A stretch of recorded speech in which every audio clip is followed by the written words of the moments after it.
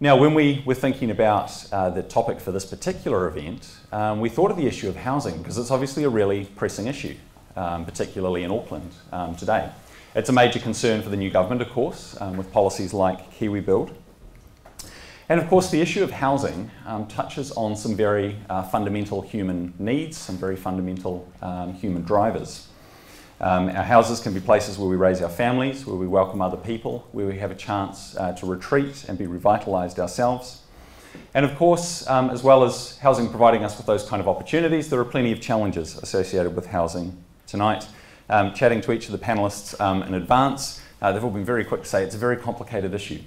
And I'm sure that we will hear some of that complexity tonight.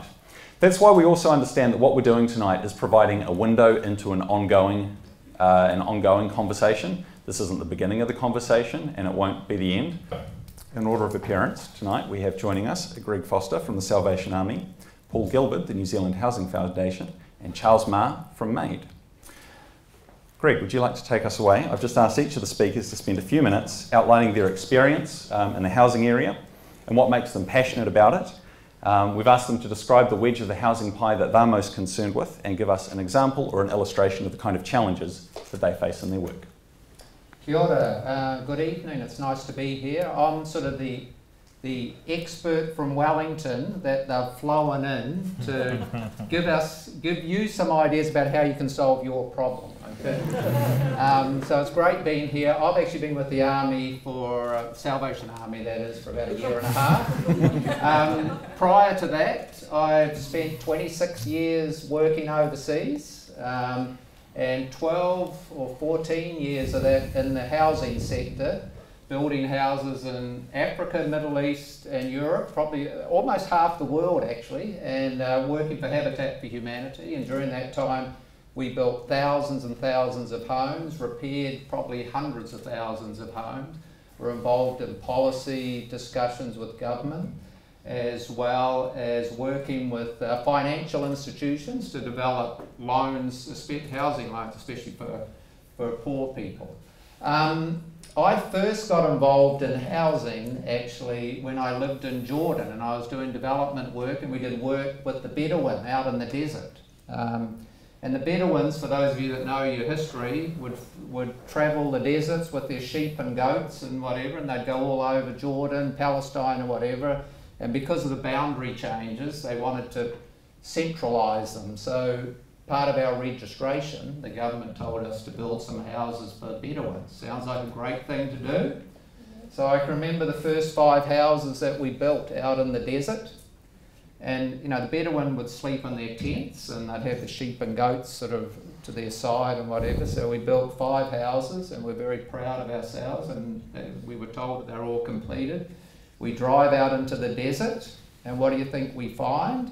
The sheep and the goats are living in our houses, and the Bedouins are still in their tents.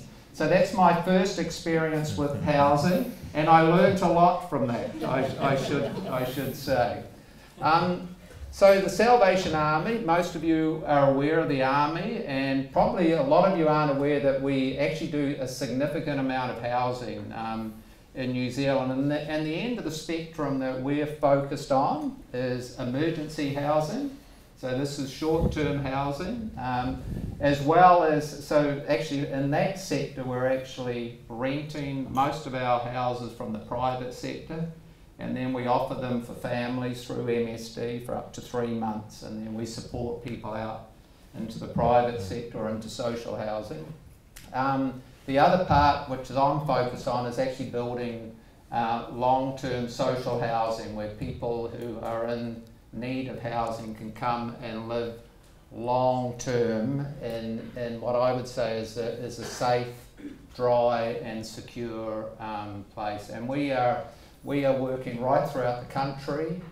We think there's a huge demand for social housing as well as emergency housing at this time. We don't believe it's going to get better. It's going to get worse before it gets better, and I think we are facing a huge crisis in New Zealand that needs to be addressed. And I'm very honoured and happy to be back in New Zealand to contribute my little bit of knowledge to trying to solve this, what I think is quite a complex problem. How's that? Is that my 5 minutes? Very good. Right. Thank you very much. Paul. Tēnā koutou, tēnā koutou katoa. I am here representing Housing Foundation. We are a charitable trust. We're probably better described though as a social enterprise. So actually, would you mind bringing that slide up of the housing continuum? Because I think it's just going to help put some context, please, around the whole conversation and where each of the three of us fit into it. So that is a representation of the total housing market there, and I think it just will help us all this evening if we can sort of get an understanding, a little bit of an understanding of the different segments that exist within the total housing market. So this is, by the way, is not to scale. So as the Housing Foundation, we've been around for about 15 years, and we were seed funded and have ongoing support. God bless them, from Margaret and Sir Stephen Tyndall and the great team at the Tyndall Foundation. So that's where we come from as an organisation. And we sit in, to a large degree, in the purple spot. And what Greg's been talking about is at the far left there, whatever the grey or mauve coloured spot. And Charlie, you're going to talk about another spot at some point, but we're sort of... Where the left wing is that what you're saying? Well, no, I'm not saying that at all, but I think it's important to recognise this is not at all in scale. So most people in the New Zealand housing needs continuum live and play in the open market. They rent properties, and they some of them are lucky enough to own their properties and live in those. And so in terms of the scale, the intensity of the problem in terms of emergency housing and social housing, which we've just been hearing about, is at the left-hand end of the spectrum. And you'll see down the bottom, there is increasing amounts of subsidy and government support and money required as you move to the left. And as you move to the right, there's more and more housing independence and less dependence on the state. So there's just some general principles in terms of how the system works. And so our work as the Housing Foundation sits in the space outside of social rentals. So the people that we're working with do not qualify for government support in terms of income-related rent subsidies and other things like that. They are what we would call the intermediate market, or they're working people basically, but they're on low incomes or low to moderate incomes, and they cannot afford to rent or buy a home. And what do I mean by affordable? I mean that on the international standards of affordability, if you add up all the incomes in the household, because there might be an auntie or it might be a mum and dad or it might be a one-income household, if you add up all the income, it's between $55,000 and $95,000 per annum, then those are the sorts of people that we're helping. And mostly we're helping people in West Auckland and in South Auckland, and we're helping them to move from the left to the right, because we think that's a good idea. Because what we find generally is that as people move to more secure and stable tenure, it transforms their lives in a whole lot of ways, which you would all, I'm sure, be familiar with. When kids aren't sick, they get to go to school more. When they go to school more, they learn more, they achieve more. When they're not getting sick, their parents aren't taking time off work. So everybody's doing better. It's not actually rocket science, it's all connected. And I think that the philosophy that we have as Housing Foundation is we're all in this together. And so we've got quite a good little system going in that purple patch for one tiny little part of the massive problem that is the housing crisis. We're not saying we've got the solution to the whole problem, but what we do is quite good in that little spot. So to date we've built about 750 houses in 36 different communities, from Christchurch further south, Kaikohe furthest north, mostly in West and South Auckland. And it's an honour to work in that space, and happy to talk more about it as we go through the evening. Thanks very much, Paul. Charles. Good evening. My name is Charles. I am the founder and the chief executive of MAID Group. I'm a very proud New Zealander. I'm born in Auckland and I love the city. I'm also a very passionate developer and have been very blessed with the opportunity to be the managing director of, I think, still the biggest apartment building in the CBD development, the Sugar Tree development, 690 apartments, 500 units, 500 sections in the Manukau area. Now, officially yesterday, 3,000 units or 3,000 sections within the Oranga, Juri, Karaka area, and another 2,000 in the Hamilton, Rotokauri area. My story really started 4 years ago when I met with the head of Ministry of Social Development. For some reason, I don't know how that meeting happened, but I sat down with them and they told me something that day. The gentleman said, by 2020, 1 in 4 New Zealanders will suffer from loneliness. Most of them will go down to a depression state, and in terms of mental illness, it's quite severe. I remember when at that time I was the managing director of Sugar Tree, and I felt what I was doing was quite purposeful already, and then I heard that. It really, really disturbed me. It disrupted my Christian beliefs. It just kind of unsettled me a little bit, to a point where I held a conference, I think must have been a week or a few days after that meeting, and I said to my team, surely we can do more to bring out people's potential to belong with the projects that we do.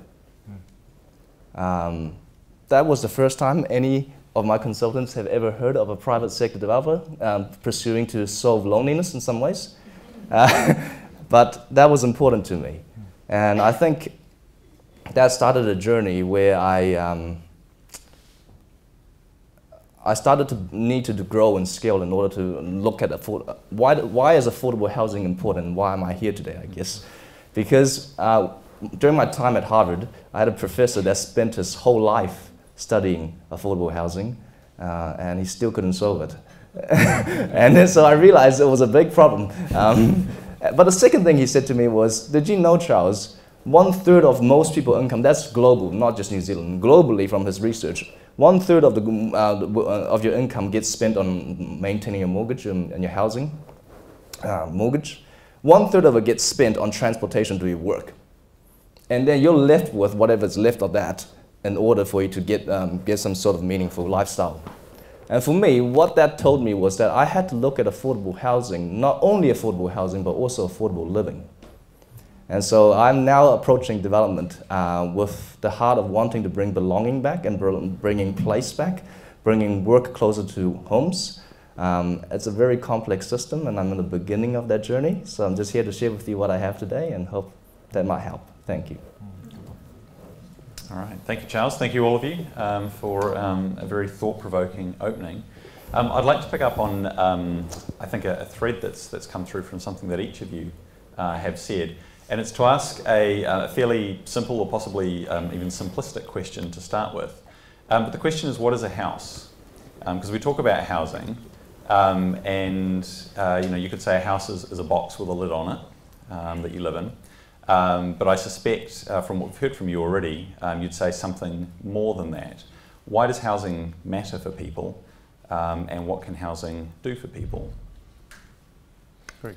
I don't actually like the word house. I prefer to use the word home, because when I think of a home, I think of a safe, dry, secure place where people can live. And I think anyone can make a house that has no soul, no life, no community, that you were referring to, and it becomes a lonely place. But if you create a place that's warm, safe and secure, and that you design it in such a way that you can create community, I think you enable people who live there to be all that they are meant to be. And I think that's certainly what we focus on in the Salvation Army in terms of the villages that we're working in.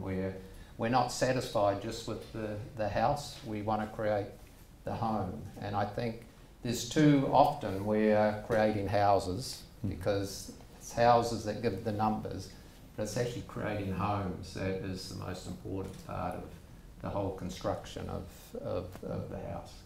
Mm-hmm. If I could add to that, our experience as Housing Foundation is very much centred on that more outward-looking element that you're talking about in terms of the community, and so it's quite pleasing to be able to report that just recently we've completed a a project that we've been working on with a community in collaboration with Mana Whenua here and Court and TTK down in Waimahia, which is Weymouth, just past the airport. And there's 295 homes there. And the composition of that community is absolutely mixed and diverse in every respect in terms of the tenure types. So there are social rental houses there being managed by another community housing provider that comes from a mental health background. There are people, sorry to go back to that diagram, but there are people who are in social rental, in assisted rental, in shared ownership, and who independently own their own first homes. And they're all mixed up, and we built all of those 295 houses so that they look the same, which was a little bit sneaky, but it was quite intentional. Because it's none of your business what the tenure of the person in that house is, unless they choose to tell you. Well, you know, there's no point in stigmatising people the day they move into a new community because you can spot that they're in that block of houses that look different from the other ones. So those must be the poor people or the whatever people. And so it's all about community from our perspective. And so there's a lot of things you can do. Charles has referred to it too in terms of that discipline of placemaking and thinking about how you do what you do really intentionally from the very beginning. Just tricky little things like no fences in front gardens, so people can stand at their front doorstep and see all the other front doorsteps around them. It gives you passive security. Little things like planting a different fruit tree in the back garden of each house so people have to swap fruit. Having a community lawnmower so they get to know each other's names when they're swapping the lawnmower. Making them join the residents association so that they have another mechanism for talking to each other, engaging with each other, overcoming loneliness and isolation. Having people age in place, so there's kaumātua apartments there where people get to live within the community, not separate from the community. So very much the answer is it's not about a house and sticking people in a box, which profoundly concerns me in terms of some of the activity that I'm seeing going on at the moment. It is about how do we give people the opportunity to fulfill their potential and engage in a broader context and live full and wholesome lives. Sorry, for those of you that are architects in here, whenever I'm meeting with our architects who are sitting here from Fat Parrot, they talk about bump space, okay? So that's places, opportunities in villages and complexes where tenants can bump into each other in their day-to-day, because that's how you create community. Okay. Charles? I have to say, I ask that question quite often because being private sector, you don't have the luxury to give away money. You got to make every dollar count for bang for buck. And if you want to do something, it really needs to count towards home, I guess. For me, a house is where you zoom in and out every day. You sleep, and you get out, and you go to work, you come back in, you don't even know your neighbors, and it's a place of, a temporary place where you sleep and maybe dine. I'm a millennial. That's what I do. That's where most places are built for you to do. You zoom in with your garage, and that's it. And then, no, I don't even do enough exercises, because what happens is that I zoom to my work, it gets to my car park, I go up the elevator, so like I don't even walk. I hardly walk. And so the problem is that, to me, that's a house. Okay, a house is pretty much an asset that just shelters you. A home, to me, has tremendous potential in bringing out more value out of each individual. I mean, the best things in our lives are things that helps us to relate with others, our families and things that you can't put a dollar amount to it, but we know it's very valuable. And so for me, home requires heart and soul. And so how I've approached it so far is quite naively, I guess. I walk every street I'm about to build. I walk the footpaths and I feel the gradient. I feel like, does that feel right? Does this feel like a place that people can continue to walk? And taking that time out is not rocket science to me, because a lot of people look at a plan up in the bird eye view. And the birds look at it as what a beautiful architecture. But most of us will never see it other than flying over it once in a while. And you might not even fly over it, it's not in the flight path. So it's probably more important to create streets for people rather than roads for cars, and homes that are delightful to the eye, and view shafts that can lead you towards places and gathering spots. So yeah, home, that's what home means to me. Okay, thank you. Can I add? Yeah, very quickly. Okay. actually, one of the interesting things that I find is that probably once a week we get approached by a developer who all of a sudden wants to do good, right? And there are some of them out there. Obviously, we have one over there, but you know, they've owned a piece of land and they're trying to transfer, and they think there's an opportunity for social housing. Then they roll out their plans, and it's like an 8-story building on a half-acre slot, and there's no grass or whatever. There's no way that they're going to create community in a place like that. And there's a lot of developments like that happening at this time. And I think that's disappointing to me, because the opportunity to create community isn't there. Okay, thank you very much. I think that's given us a great lead-in into the issue, and it's really put people and community at the heart of the issue. One way of sort of breaking down housing issues is to think of them in terms of demand and supply. Effectively, how many people want houses is a demand question. How many houses are there is a supply question. We're going to use that very, very loosely as a framework for some of the questions that are going to come up. Starting with the issue of homelessness, and Greg, we might start with you on this one. Just to explain, I'll put questions to each of the panellists in turn to have a first go at, and then the other panellists are welcome to chip in with their thoughts on each subtopic as we move through as well. But when we think of homelessness, we typically think of people who are described as rough sleepers. But the definition of homelessness also includes people who are sharing temporarily, which means something like couch surfing, who are in temporary accommodation, that might be a refuge or a campground, or even in what's called uninhabitable housing, which might be a garage. And in terms of the size of the problem, according to the 2013 census, which is obviously a little while ago now, around about 20,000 people in Auckland are homeless by that definition, but that's actually without even counting uninhabitable housing. So it's a reasonably sizable number of people, even a few years ago. Greg, thinking about issues of homelessness, what are some of the risk factors? What are some of the things that lead people to be or to become homeless? So financial hardship, I guess, is an obvious one, but what else should we be thinking about? Well, I mean, first of all, you know, I don't think there's a lot of data out there that I know of that actually is very exact with what sort of numbers we're talking about for homelessness. But what I can tell you is that the housing register, the MSD housing register, which is registered people with housing needs that come to the Ministry of Social Development, that has now reached almost 10,000 people are on that housing register at this point. That is a 58% increase on what it was last year, and in this last quarter it's increased 28%. So the issue of homelessness or people having to live with friends on a couch or whatever, it's not going away, and it is actually getting worse if you you know, track those numbers.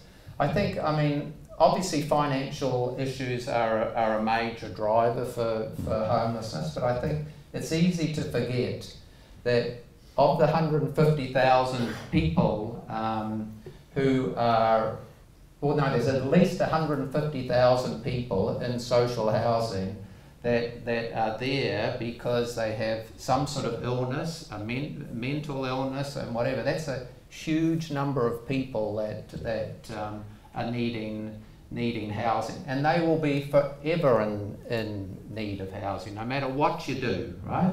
There's always going to be that need.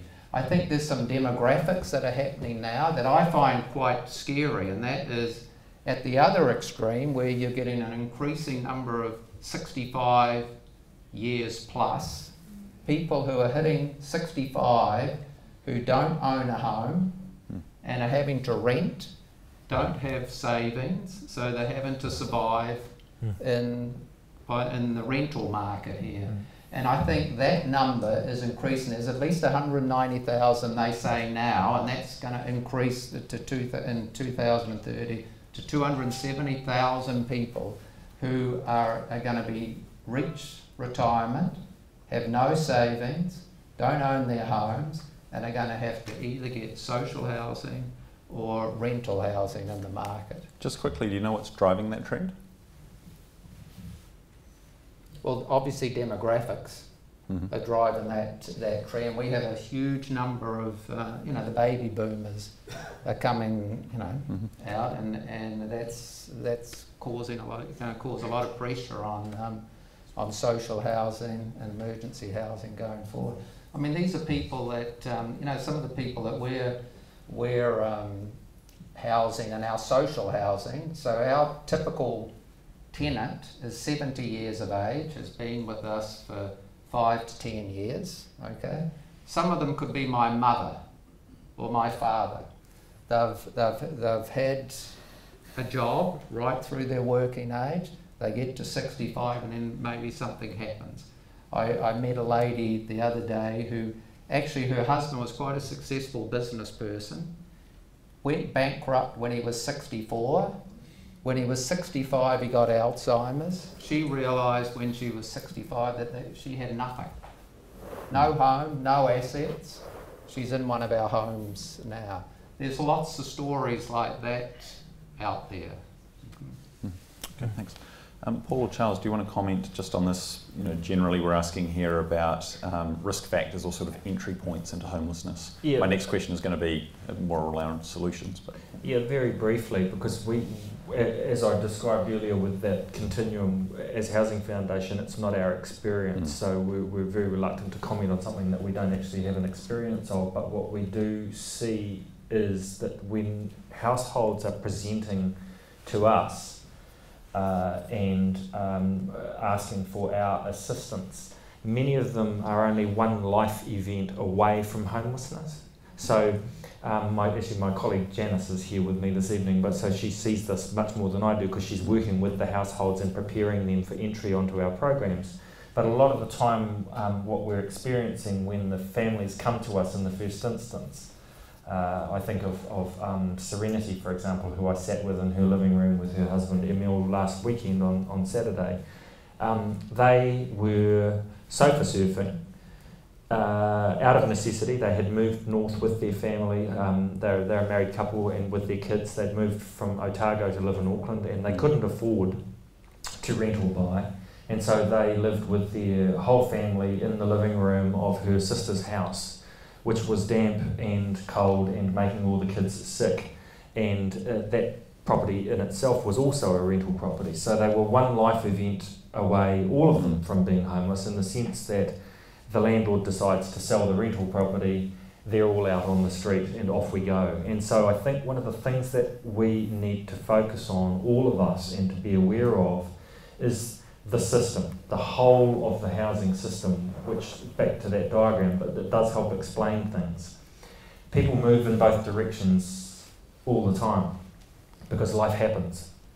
And if we're not thinking about it as a system, as a total system, and addressing the need at every point along the continuum, what we're going to see is what we're already seeing, and I'm afraid it's not great news, but I do agree with your summary, Greg. Things are going to get a lot worse before they get better, because we're moving people in the wrong direction. We need to be moving them that way, and for a whole lot of reasons, policy being a big one, we are creating the circumstances which incentivise people to move towards the ambulance at the bottom of the cliff rather than in the other direction.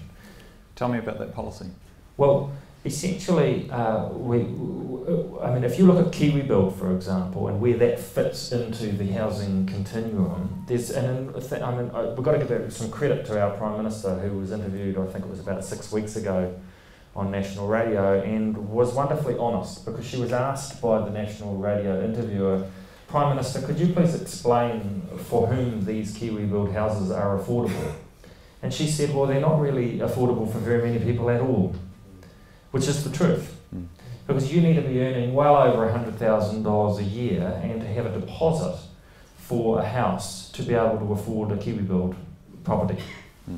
So there's an enormous big gap between those people who are eligible for social, income-related social support, and those people who can afford KiwiBuild. In the sector that I work in, we call that the intermediate market. So those are the people who can and do work, but cannot afford to rent or buy. And there are about 120,000 of them in Auckland today. That's a household, that's not people, so that's probably closer to 300,000 or 400,000 people, and the statistics nationwide are bigger. And until we address those problems and supply at every point along the housing continuum, we're going to keep seeing people cycling back into the ambulance at the bottom of the cliff in ever greater numbers. And presumably... sorry, he took a lot longer to answer this than what I did, so I'm going to take... But actually the working poor is a growing segment of our society, and these are people earning minimum wage. Yep. There is absolutely no way they can move to that purple line when you're getting $20, $25 an hour. Yep. And that's a growing group of people, and probably 50% of people living in what we classify as state housing, social housing, are the working poor of New Zealand, and that's growing. I know that there was some research that's been commented on in the media today, but basically Auckland Council economists making the point that for half of Aucklanders, affordable housing under KiwiBuild is simply going to be out of reach, and that's even with some sort of assumptions which kind of led the analysis in a direction which would tend to make it more within reach. I mean, I get the sense then that if we're talking about working across that housing continuum and different agencies have different roles, there must need to be a lot of talk, collaboration, and if people are moving back and forward along that continuum between, say, the different ends of the spectrum that the three of you are representing. Is there that sort of talk, that sort of collaboration, that sort of joined up approach, to use one of those sort of bureaucratic phrases that aren't always very helpful? Does that kind of thing happen?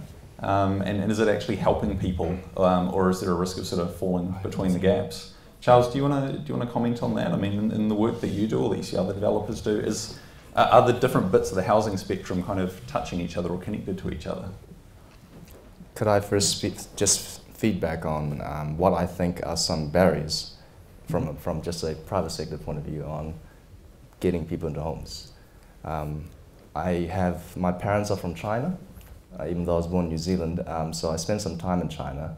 The way that we live in Asia is quite different from how New Zealanders live, and what you'll find is home as well as house ownership has very different meanings between these cultures. Affordable housing is a global issue, it's not just, and any successful city, any city that is growing in their enterprises and jobs and opportunities, that is attractive in the global stage, is having a crisis in terms of getting it affordable because people are investing into them. And so unless you can stop immigration, you can stop quite a lot of things. It's quite hard to stop that inflation to occur because of demand. The demand is not just local, the demand is international. That being said, I sometimes wonder, well, the obvious answer to getting into homes for first home buyers, I guess I'm just going to talk about them right now, is being able to leverage off the banks. And the banks don't seem that motivated to do something special for the first home buyers. Mm-hmm. They see their risk profile a certain way, they see their portfolio a certain way, and so that's something that only the government can really influence. None of the private sector can do much about that. The second one is also defining the product. I think if you look at housing, what housing or owning a home was like maybe 50 years ago, and what it is now, it's quite different. Nowadays, you have all the services to your boundary. You've got fiber. You've got out really specced out roads. You've got lighting, all the safety factors, all the gadgets are to your doorsteps. And you've got big houses now compared to what it was before. Land parcels, it may not be as big, but at that time the cost of land is much more higher, it's escalated. So what you're finding is the appetite for a different product has also driven house prices. We don't used to, at least in Asia, there's nothing wrong with living in Grandma for a long time. But it seems to me that there is a cultural difference, I guess. And so I don't have an answer, I have more questions, I guess, but I'm just describing to you, during my time of learning about this topic, I find it quite interesting how we perceive it. Yeah. Okay, thank you. Quickly, Greg or Paul, do you just want to comment on that question? Are the different bits of the continuum working together? I would say no. Are you going to agree with that, or are you going to... I agree. Yeah. There we go. All right, let's move on that note of curious agreement. All right, obviously, so sticking with sort of demand questions, there's a lot of talk about immigration affecting demand for houses in Auckland. So, reading through some stuff from Auckland Council, they noted Auckland had added, they said 90,000 people in the last couple of years. This is obviously one of those issues that it's very tricky to do justice to, and the term foreign buyers, quote unquote, is a very loaded one. I know that there was some controversy just in the last few days about how to interpret figures from Stats New Zealand, which seem to indicate that about 3% of house purchases nationally were by non-resident and non-citizen buyers, although obviously there's regional variation, about 7% in Auckland, and then again you've got variation within those wider areas. Said 20%. Yeah, it's part of the issue there is I think some conflation of the figures, but that was actually something I was going to let our panellists get into. But I guess my general question here is,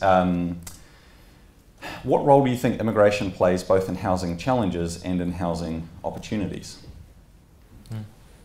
Okay, so we're talking about immigration, we're not talking about foreign buyers here. So let me talk about immigration, and I don't have a lot of experience in New Zealand this, but it's not rocket science to me, okay?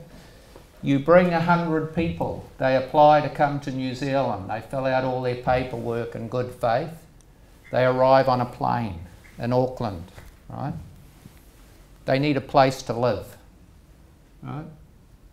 We don't have enough places in Auckland for the number of people that are coming into Auckland. And I'd say it's not a policy, I think there's a systematic failure here in New Zealand where we're not, and it covers right through into the housing market. We're not investing in infrastructure so that we can build houses in development. Unless we can do that, we're not going to be building enough houses. If you agree to bring in people here, we should be making the provision for them to have a place to live. Or else what happens? It cranks up a system where supply does not meet demand, and that's what I guess is happening here in Auckland. Okay, thank you. Paul? Yeah, I'm interested to hear your economic view on it, because I agree. I mean, it's pretty clear that it's a great place to live. My wife bought me a DNA test recently, and I discovered not only am I an immigrant to New Zealand, but I'm a Viking Frenchman, which was a surprise to everybody. That doesn't surprise me. And so we all do need a place to live, and it's just basic market economics. I mean, it's a wonderful scenario that we have here with the beautiful land and the beautiful sea, and who wouldn't want to live here and who wouldn't want to come here, and who can blame anyone who does. Yeah. I think there's some issues around the ongoing ridiculous incentives that are provided for tax incentives and loopholes for totally unrelated activity. Everybody knows it, but it's just going to lose you the election if you change it. And so I don't think there's any surprises there in terms of the incentives that exist for a class of asset which is really not that productive in general. So somebody's going to have to bite the bullet eventually and fix that. Over to you. It's a hot potato. All right, now, Alex, don't pick on me because I'm just going to say what I can. Perhaps I could use Vancouver as an example. Yeah, good. Vancouver 10 years ago had a similar population to what Auckland has right now. 10 years later, nearly doubled. All right, so in some ways it increased 1 million people just straight away. And what you found also was house prices went with that. With more people coming in, especially people that can immigrate tend to be wealthy, okay? You can't stop them even if you had the supply of houses, all right? The house prices won't drop because they won't let it drop. It's an economic lever, housing. Housing is no longer just a utility that we use and that's it. It's actually a fundamental economic lever that sustains an economy.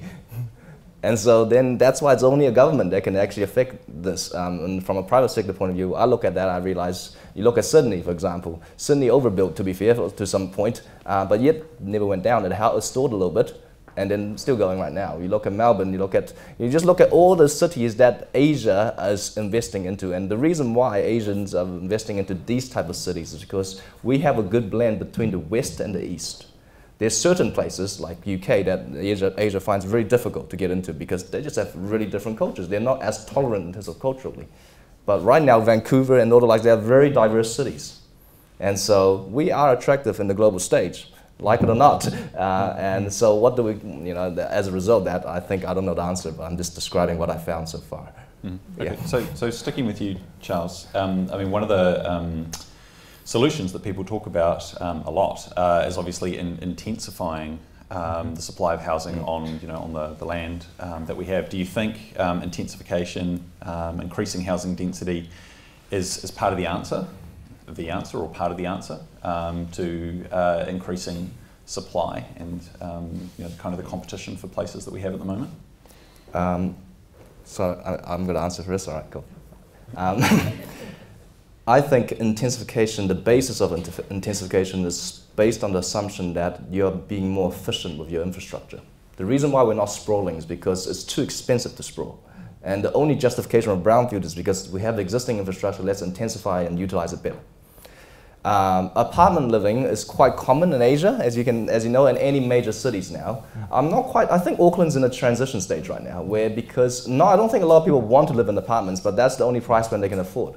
I know that because I sold 700 apartments, and I know I know that when we started around like 2010, no one wanted to buy any apartments. They were all houses. Nowadays, you can't get a house without 1.2 million. And so apartment is I think the market is going to be forced to accept apartments, not so much of willingness in terms of the market, so because of price points. So just to be clear, I mean, it's not just an Asian apartment living, it's not just an Asian. I lived in Slovakia, in Eastern Europe, before I came back here. Everyone lives in apartments, right? The communists built millions of apartment blocks all over Eastern Europe. That's how people live, in apartments. It's not just an Asian thing. And I think, there is a huge mental change that has to happen in New Zealand for people to move out from the quarter-acre block over to apartment living. But it needs to happen, Okay. So thinking about those kind of cultural questions and expectations, in a lot of countries that we make international comparisons with, renting is a norm in a way that it probably isn't here. And so home ownership is not sort of seen as necessary such a necessary component of a good life, perhaps, as it is here. Is that a shift that we can make, should make? Well, I mean, I think it has to happen. I mean, when you look at home ownership rates, I think number one in the world is Romania, where I was from, and I think they were 96% home ownership, because what happened is that when communism fell, they just basically gifted apartments to the people living in there. Same in Slovakia. I think we had a 93% home ownership rate. Countries like Germany, the Netherlands and whatever are well below 50% home ownership rate. And the reason being is that they have big institutional home ownership housing associations who rent out properties, and there's a different tenure law applied there than what it does in New Zealand. It makes it so much more appealing to live in apartments long term because you have security of tenure. You don't have security of tenure in New Zealand, and we don't have large institutional landowners, professional landlords. Other than the state housing, I'm talking about in the private, but that's a good point. We do have those, but in terms of the private sector, we don't have large institutional owners here. Lots of mums and dads who own property for their pension. So, I mean, you mentioned security of tenure. If we're going to move to a model where, where rental accommodation can provide that aspect of home, of belonging, of connection that you've all spoken about before, are there other things we need to be thinking about as well as security of tenure? I mean, measures relating to the level of rents, for example. I'd say a definite yes, and back to the definition of affordability, you know, that once you're starting to pay over 1/3 of your gross household income in your rent, you're going to be showing signs of financial stress and it's unaffordable. So absolutely yes, because we did a piece of research last year which we released, which was really quite compelling and changed our view on renting versus pathways towards home ownership, and it showed that the vast majority of long-term benefits in terms of health outcomes, social connectedness, community engagement, all the good social impacts that come from the security and stability of home ownership are also directly attributable to long-term, safe, secure rental. And so it's a good thing if you can set up the structures to make that happen. But as Greg said, we haven't got that in place yet. I know it's a sort of work on for the government at the moment, but there's a big opportunity there, and we'd encourage people to accelerate in that work and make it a much more viable long-term option for affordable rental, as defined by, you know, 1/3 or less of gross household income paid in rent. Yeah. Cool. Charles?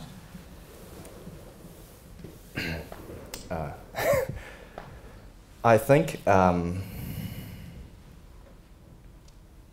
home ownership, I believe that we should continue to hold on to that. Even though I see examples around the world where rental is common. Reason being, without owning it, there's something quite unique about ownership. You take that out, when you're renting, you lose a tremendous part of that and what it means to own something that's yours and that you treasure, a home in this case. I'd rather rent my car than to rent my home, right, for example. I think I've seen some examples where it's taken place already where there's shared ownership. I mean, I don't believe in complete ownership, because that's trying to take all on your shoulders, and the truth is that we're getting increasingly difficult to finance full ownership. But part ownership, 80% ownership, if the government can help with the first deposits, for example, most people getting into homes, they don't struggle with servicing that loan because they'll have a job and they'll service it. But getting into that in terms of deposit or having that final bit that the bank's required for you to get it over the line, they can't get over the line. So it is a financing question and also a part ownership question. So I'd rather have ownership than to rent 100%. Yeah. Mm-hmm. Okay, thank you. Last question before we move on to audience questions. If you could change one government policy tomorrow to improve the housing sector, where would you start? Just one. Give us your top priority. I would want to see the tenancy laws changed, okay? Because even though I agree with what you say, there's something of value owning your own house, okay? But I think if people rent a house and they know they have security of tenure, long term, then people will invest in that community. They will invest in getting to know their neighbours, and I think some of the value that comes out of home ownership can be passed on to people who are renting, right? So people allowed to have dogs, cats or whatever, they're allowed to paint whatever in their house, but they have long-term tenure. I think the benefits of home ownership can be transferred over there. I think those laws need to change. Okay. And I think, you know, landlords who are in it for the short term, you know, there's some responsibilities going with your tax breaks and whatever, and if you're going to take on the responsibility of housing someone, you need to take that responsibility serious if you're claiming your tax breaks, etc. Right? Kicking people out, moving people out over a year, seriously breaks down the family unit and creates social upheaval in our society. Okay, thank you. It was a very hard question, but I've landed on a thing which is a technical thing, but it's called inclusionary zoning. And so you may or may not be aware of the fact that there's only one city council, I think, jump in at any point. Is that right? Hope, please? Yeah. Which is Queenstown, which does this. And Auckland did do it for a little while, and it was super awesome, and it worked really, really well for about sort of 4 years there, and then they decided to stop doing it. So inclusionary zoning means that, let's say that's a piece of land there, and you come to me and I'm the council, and you say to me, I want to develop that land and turn that one piece of land into 100 new sections for 100 new houses. I say to you as the council with the authority to do that, because this could be the law change done in Wellington, which requires all local governments to adopt this inclusionary zoning principle. I say to you, yes, that's great, you can turn that land into 100, because with the stroke of my pen, what happens when I give you that rezoning is there's a zoning uplift and there's a significant value uplift to the land occurs. There's nothing changed. The land is the same as it was before. With the stroke of a pen, what we're doing is turning 1 into 100 and adding an enormous dollar value to that piece of land. So inclusionary zoning is the concept that we say, okay, you can have the 100, but 10 or 20 of them need to be affordable houses, retained or recycled as community housing. And so what you're doing by legislation with the stroke of a pen is you're capturing some of the value uplift, which is just with a stroke of a pen. No one's added any value to that land yet. So you're capturing and retaining that value for the community to deliver a community outcome in terms of affordable or retained housing. And so I think that's the bit of legislation I would go for, because I just don't see the courage or the will anywhere in New Zealand at the moment for councils to make that decision on their own. So they may need a little bit of Wellington help. Thanks for coming from Wellington. Thank you. Charles? I'll probably provide a more system view of it in terms of just out of all the things I'm thinking about right now. First thing, probably to anchor it, I think housing is like water and food. It's not something that we ought to leverage with humanity. I don't think it's just like, imagine if someone out there in this country is saying, I'm withholding water and I'm going to make money out of every drop of water I get. And that's because I can, because I have this ownership and this leverage I can use with it. We're doing that with housing. The reason why housing is capable of becoming so inflated in most countries is because it's used as a way of making money. And that's the only way. Talk about the property ladder, because that is kind of the only ladder to catch up with inflation. So I think government, maybe an elegant way to deal with that is, I think everyone should have a right to have the first home in a very easy way. Anything beyond the first home, investment property, third, fourth, fifth, they should be taxed more. And I'm a property developer, but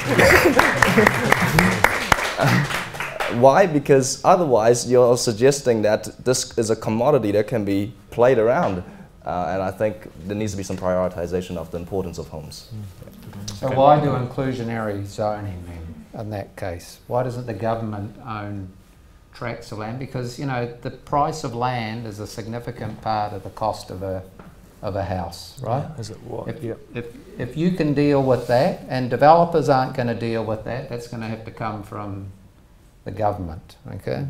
So inclusionary zoning, it's a great way forward, but I think we need to be talking something significantly bigger than, and it needs to, that problem has to be taken up by the government, not the private sector, I believe. Okay, Charles? Just adding one more point in terms of zoning, that's something that I tend to do quite a bit in what I do. And what I found in my time of doing it is, if you want to do something at scale, you always have landowners that hold out. Just become difficult, they know that you need them, and what happens is that they want 5x of what they're worth. And you're stuck there thinking, if I don't pay you 5x, I'm stuck. Yeah. But if I pay you 5x, it's never going to stack. Or I'm going to have so little margin that I need to get it out of the consumers or the buyers. So I think in some ways, in terms of zoning, we need to be very careful to not give, it feels like every landowner that has some rural block is getting lottery all the time. Yeah. And how we deal with that issue. because there most of the time the cost of land comes from that. Doesn't come from, I mean, we know the fixed cost of how much to put roads in, we know how much to build, it's about how much you buy. And we can't control that because we got somehow land rights and human rights here, and so you can't procure them at a, well, in China it's boom, just buy it, and the government is... No, I mean, it's the biggest lever. Yeah, it is. All right, well, you're starting to anticipate where I was going to go with, I've got like a novel of questions here on text message. You've been talking about the cost of land, so here's our first audience question. We know why land cost is so high, but why is the cost of building so high? Shouldn't increased activity create more competition? Charles, do you want to comment on that one? Sure. I think the assumption of scale and economy of scale is, it's kind of a, I can speak from a place of scale, and I would say that yes, there are new opportunities with scale, but I haven't yet seen any meaningful efficiencies. In my engineering works, in my consultancy works, in my building works, they all seem to still at the build rate is still similar. Now, maybe I don't control the whole value chain. That's probably the problem, because I need to have my own building company, then my own construction company, then my own development company, my own professional company. That's probably the only time to get all that fat out. But the reality is that even with scale, unless you can really nail with the market dipping really bad, and the consultants realize they can't charge a premium, and the construction firms, you're never going to get out of that cost issue. That's just my experience so far. That sounds really bleak. Would one of the other two like to share us? Well, I mean, you're only going to get scale if people have certainty in the future, right? So I think that's one of the good things, hopefully, that will come out of Kiwi Build. They've got a target, they know what that target is. Companies can invest in, I think, innovative ways of building and using construction materials, and whether it's prefabrication or whatever. I think we have to move away from our thinking of the traditional way of building into new ways that will generate scale. You know, we're doing developments now here in Auckland, and we're pricing the builds, and the build costs range from, that we're getting from builders, range from $2,000 a square metre to over $4,000 a square metre. That's a significant range there, right? It's expensive to build here.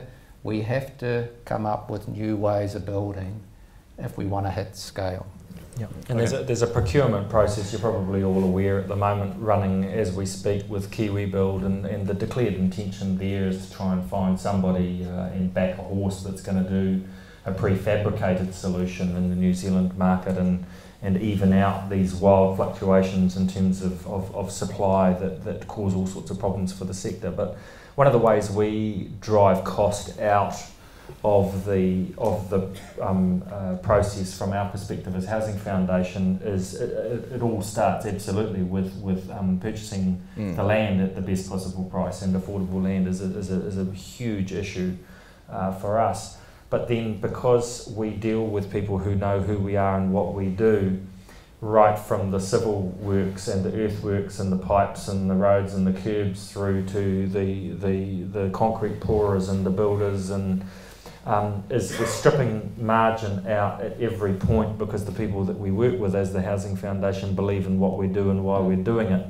And if you're running on a more conventional commercial model where everybody's taking a clip of the ticket and profit all the way through, you know, sell a super lot, divide the super lot into smaller lots, deal with a franchise builder, deal with the next guy down the chain, that's the difference between $2,000 and $4,000 a square metre, and it's a very, very big difference. Okay, all right, let's take the next question, and we'll stick with you for this one. Paul, the question is, Kiwi Build, is the advent of more houses on the market, even if they aren't as affordable, still going to help those on the bottom of the continuum? Yes, I'd say an emphatic yes. I think any new supply is good supply. I think it's fantastic that we're building more state houses. I think it's fantastic we're doing more Kiwi Build houses.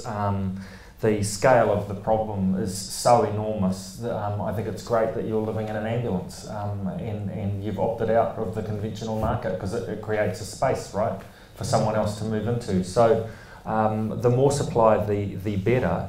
but we do need to provide supply at all points along the housing needs continuum, and there's some very big gaps there at the moment. Okay, thank you. The next question, co-housing is being done really well in other countries. Who is developing true community living environments with shared resources and not just bump spaces? What is the panel's view and experience with co-housing, aka papakainga? I have no experience with co-housing, but it is something that we're actually exploring at this point. And actually, interesting enough, it was Housing New Zealand, a recent meeting that we had with Housing New Zealand, where they encouraged us to look at that option. So not a lot of experience, but I think it's something that we're looking at. Really interesting space. Obviously the leader in the co-housing world in Australasia at the moment is the Nightingale model, which is just secured 300 million in Australian funding, and we're watching very, very closely. We love the concept.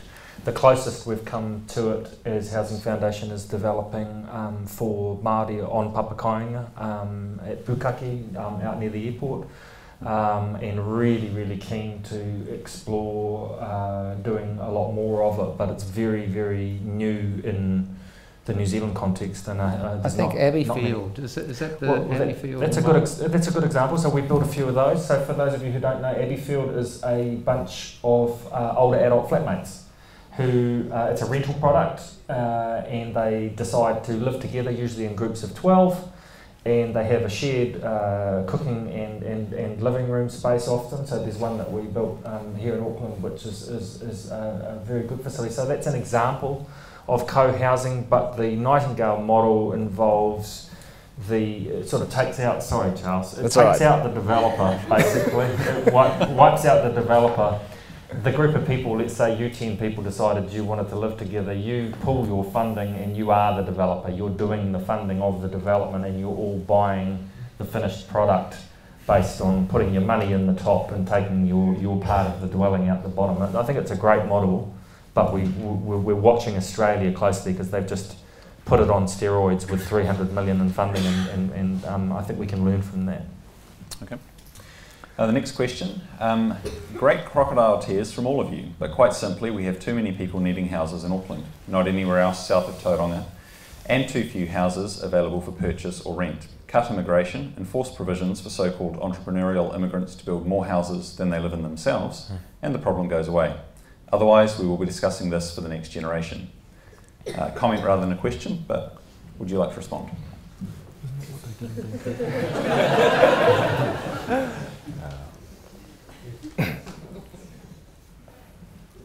I think immigration brings a lot of pros and cons to a city and a country. And then I think, to reiterate, there are cities out in the world where house prices are dropping significantly because there is no jobs. They're turning into a ghost town because it's about demand and a success. So if we stop immigration, we become less successful as a city. Then what happens then? What happens if all our house prices start dropping 30%? What will happen to our city then compared to the affordable crisis we have? That's just something, that's why it's really hard. It's a very complex issue. Yeah. It is. Okay. The next question, the 2013 census also identified 22,000 empty houses, a ghost city in Auckland, the size of Invercargill. What do you think we need to do about that?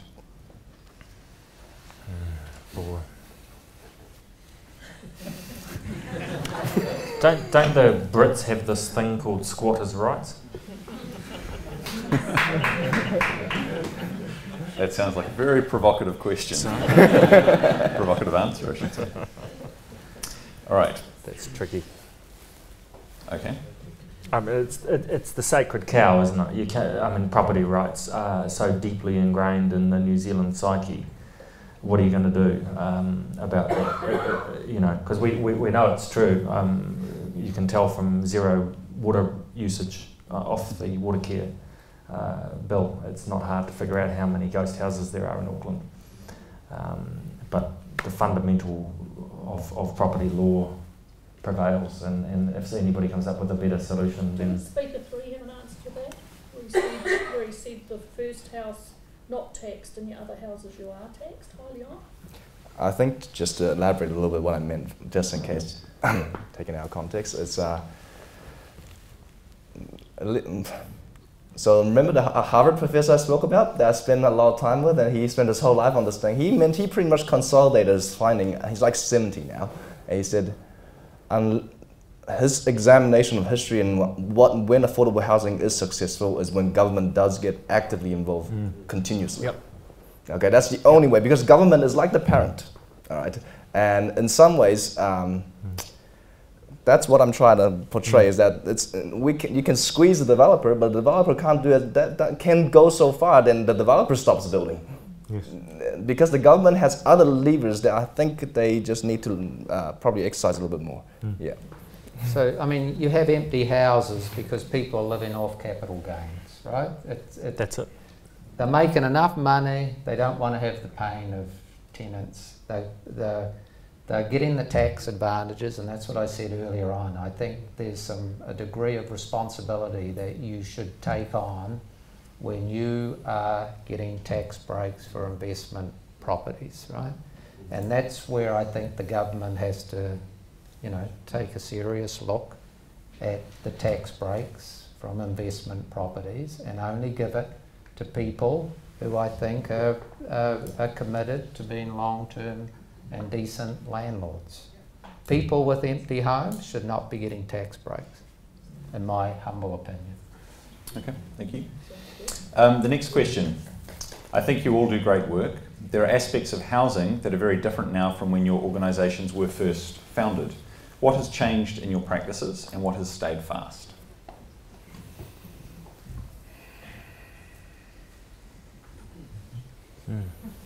Shall I go? You go first. Yeah, your organisation's been... Okay.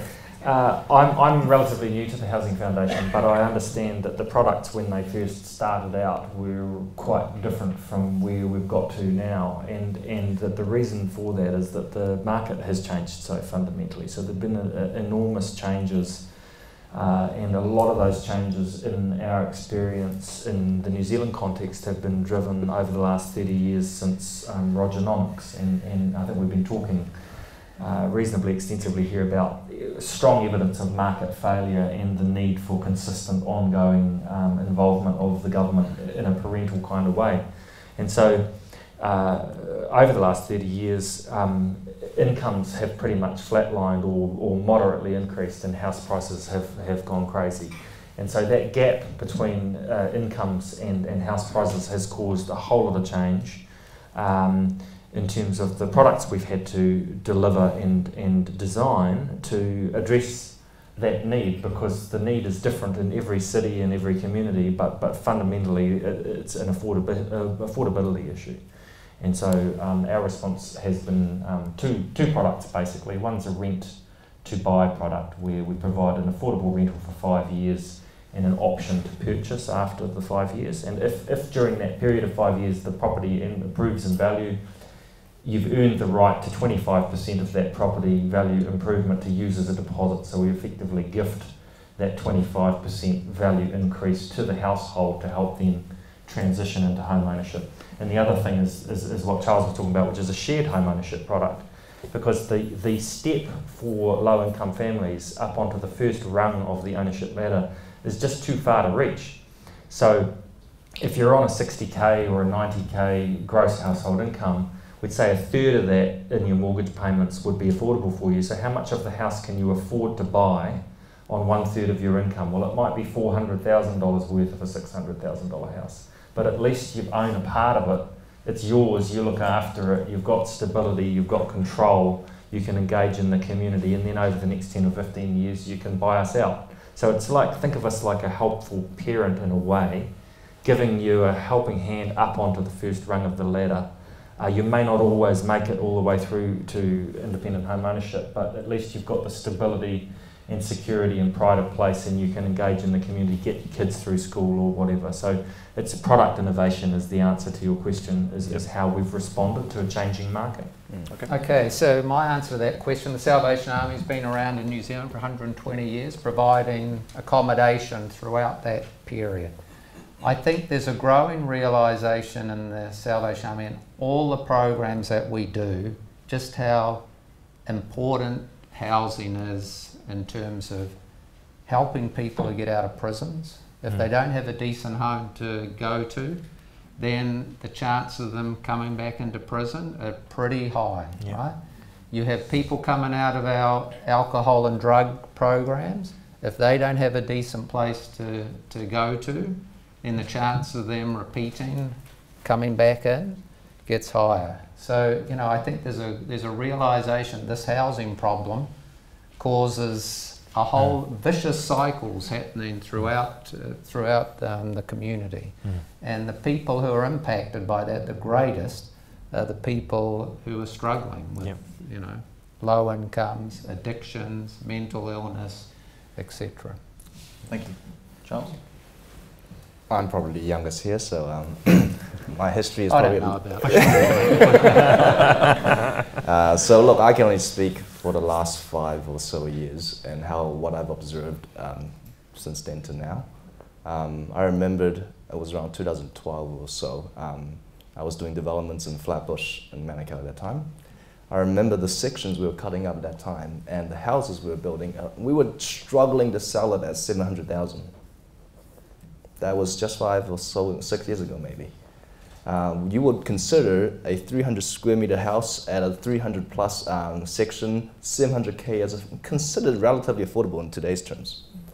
At that time was a premium, at that time no one was willing to buy it. Now you look 5 years later and you need 1.4 mil to buy it. And your people are still jumping on it. I think I will agree with you, Paul. How I've dealt with reaching a similar price point is to really have to rethink the product. At that time at Flatbush, 300 square meter is quite tight. People looked at the houses in Flatbush. You could, I was going to make a joke about it, you could take a shower and go to your next door's window and get their shower, your shampoo from them because you're 1 meter away from each other and there's a boundary. And that's how tight it got. And the houses were pretty big because they needed to be a bit more, they could do other matters that investors needed. But what I think today, the product that will thrive to continue to service a price point that's around that 700 to maybe 800,000 are duplexes, are terraces, are denser products. And because of these things, it is increasingly important to create place. Because people are not willing to live in such a small box unless they can enjoy the amenities outside. And so what we are doing is adjusting to that. If I look at Flatbush, one thing that didn't do too well, and you know, confess my sins, is there weren't a lot of amenities. We just cut it up, and that was what the rules and that's what the banks wanted us to do. That was before I had a conversation with the MSD, by the way. But yeah, so I think that's the adjustment, product innovation and intensifying, and even in the greenfields area. Yes. Okay, thank you. Next question. Government seems excited by the thought of a superannuation-funded mega prefab factory. Do you think a government-owned factory will help drive down costs? There are no overseas examples where this has been successful. I think that's asked and answered, but nonetheless, perhaps you'd like to answer the question. I'll just start with that because I actually spent quite a lot of time on this matter. When I was doing Sugar Tree, it was 700 apartments. It was logical for me to consider a more efficient way of building. I had 3 stages to build out those towers. So it's apartments is pretty much similar every unit, so you could modularize that, you could prefab that, you could do a lot of things. We went to Australia, we went to quite a few different countries to understand the feasibility of importing and creating new compliance rules and other things. To cut a long story short, it didn't stack. Now that's because those are, from a developer's point of view, at that time I had a limited period, maybe 6 months to kind of find a solution. And we can't afford, the banks don't want to fund something that's unproven. At the same time, if the benefit was kind of marginal, at that time, that was around, yeah, like 4 or 5 years ago, Today, prefab is a bit different from what it was, but I was there. I was one of those people that looked at acquiring e-homes because they were liquidating, and I looked at their machineries and looked at the financials, looked at why they failed, and I think one of the fundamental things that we need to do before we do prefab is to stop customizing every house like I'm not sure, like you can't change that machine. It becomes a production line pretty much. So just imagine Toyotas, just different colors and a bit different shapes, okay? But when you start changing too much, it becomes really inefficient, and the machine just operating it is very expensive. They're very expensive German machinery. And so my view right now is that my last impression of prefab is it does need a lot more certainty, volume, as well as a cultural change in order for it to actually even get some traction in that space. So I would say definitely yes, okay? We have to change the way we're building, and if it takes the government or Fletcher's or whatever to build a prefab factory here, that's going to drive prices down, construction prices down, and there are a lot cheaper ways of building if you look overseas at the way they're built than what we build here, okay? And if it takes the government building the prefab country or company, all power to them, I would say. Right? Okay.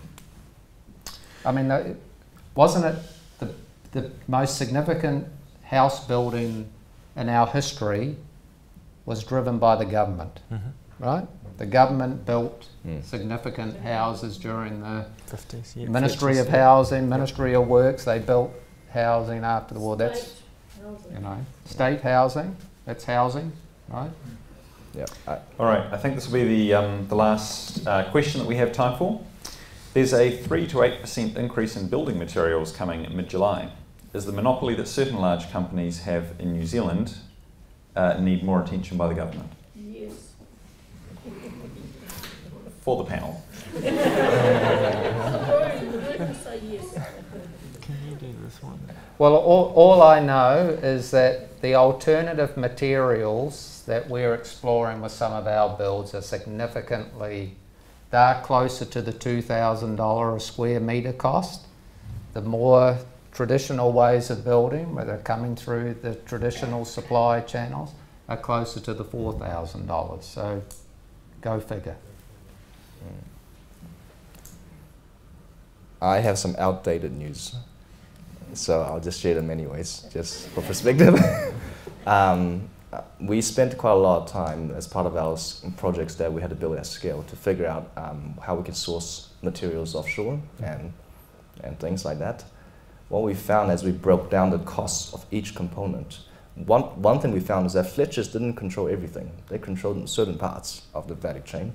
The second thing is materials doesn't actually account for that significant amount of the build costs. It's like maybe between 1/3 to 1/4, okay, or some sort. That's really 1/3 to around maybe even up to 50%, depending if it's apartment or not.